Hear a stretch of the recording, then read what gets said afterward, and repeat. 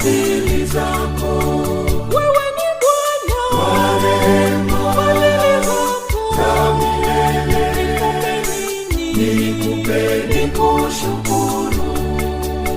kama ni fedha Nazo ni zako ya mashamba, nikupe nikushukuru.